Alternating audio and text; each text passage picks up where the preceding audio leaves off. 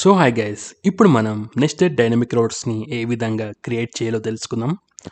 So previous వీడియోలో మనం single dynamic రోడ్ని అయితే క్రియేట్ చేసుకున్నాం కదా. సో ఇప్పుడు మనకు ఈ డైనమిక్ రోడ్ స్లాష్ ఇంకో డైనమిక్ రోడ్ ఉంటే అది వచ్చేసి మనకు nested dynamic route. Okay, so మీరు ఇక్కడ చూడొచ్చు లోగోలో slash some random ID slash some random ID. Okay, so ఈ టైప్ ఆఫ్ రౌట్ని మనం నెస్టెడ్ డైనమిక్ రౌట్స్ అంటాం. ఓకే, సో ఇప్పుడు మనం ఇది నెక్స్ట్.js లో కాన్ఫిగర్ చేసుకుందాం. ఇప్పుడు యాప్ ఓపెన్ చేస్తే మనం ప్రీవియస్ వీడియోలో మనం డైనమిక్ ఫోల్డర్ని అయితే క్రియేట్ చేసుకున్నాం కదా. సో అదే ఫోల్డర్లో మనం ఇంకో డైనమిక్ ఫోల్డర్ని క్రియేట్ చేసుకుందాం. సో ఇక్కడ మనకు యూజర్ ఐడి. ఓకే, సో ఇప్పుడు ఈ ఫోల్డర్ లోపల మనం ఒక పేజ్ని క్రియేట్ చేసుకుందాం. ఓకే, సో ఇప్పుడు మనం ఇది కాపీ చేసుకొని సేమ్ థింగ్ ఇక్కడ కూడా పేస్ట్ చేద్దాం.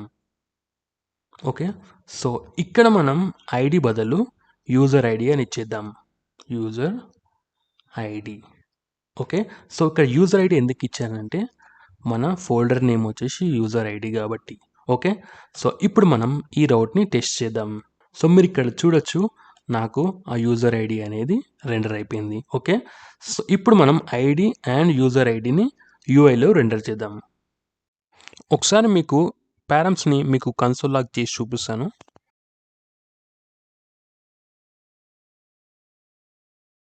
సో మీరు ఇక్కడ చూడొచ్చు నాకు ఐడి వస్తుంది అండ్ అంతేకాకుండా యూజర్ ఐడి వస్తుంది. ఓకే, సో ఈ ఐడి అనేది మన ఫస్ట్ ఫోల్డర్.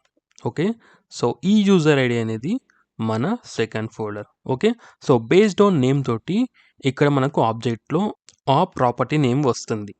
ఓకే, సో ఇప్పుడు మనం ఈ ఐడిని కూడా మనం యూఐలో రెండర్ చేద్దాం.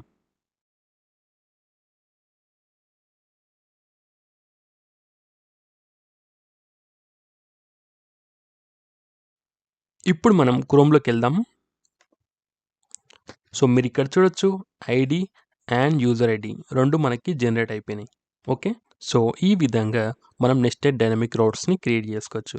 సో ఐ హోప్ ఈ వీడియో మీకు అర్థమైంది అనుకుంటున్నాను.